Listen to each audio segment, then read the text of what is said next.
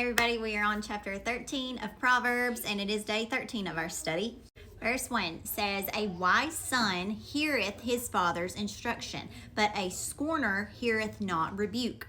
A man shall eat good by the fruit of his mouth, but the soul of transgressors shall eat violence. He that keepeth his mouth keepeth his life, but he that openeth wide his lips shall have destruction." The Lord has really been working on me concerning this. He's been telling me to really watch what I say. I don't feel like I'm like wilding out or anything with my mouth, but the Lord just told me you need to be wise with what you speak, when you speak, and how you speak.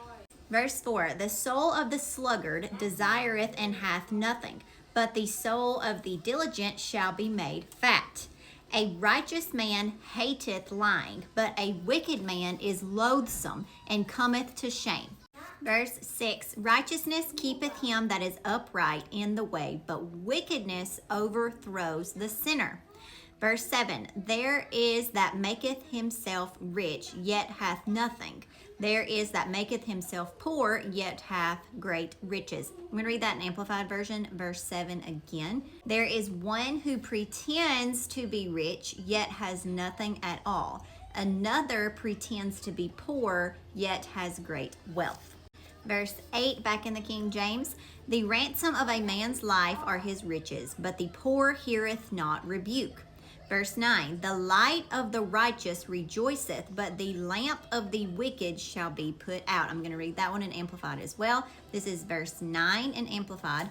"The light of the righteous within him grows brighter and rejoices, but the lamp of the wicked is a temporary light and goes out." Verse 10, back in the King James, "Only by pride cometh contention, but with the well-advised is wisdom.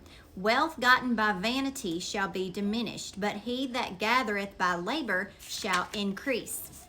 Hope deferred maketh the heart sick, but when the desire cometh, it is a tree of life." Verse 13, "Whoso despiseth the word shall be destroyed, but he that feareth the commandment shall be rewarded." Talking about the fear of the Lord again. "The law of the wise is a fountain of life, to depart from the snares of death. Good understanding gives favor." It gives you favor of God. "But the way of transgressors is hard.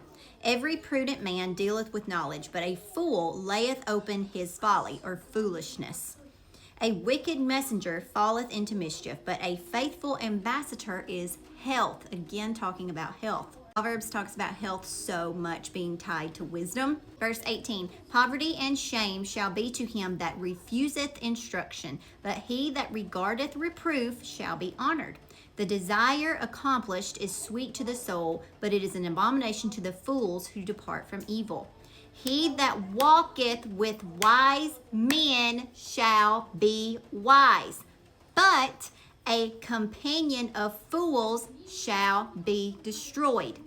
Watch your friend group. Watch who you're surrounding yourself with. Even the Bible talks about being mindful of who you surround yourself with, because that is what's going to feed you. It's either going to feed you good, wise counsel, or wicked, worldly, secular, foolish wisdom. Verse 21, "Evil pursueth sinners, but to the righteous good shall be repaid. A good man leaveth an inheritance to his children's children, and the wealth of the sinner is laid up for the just."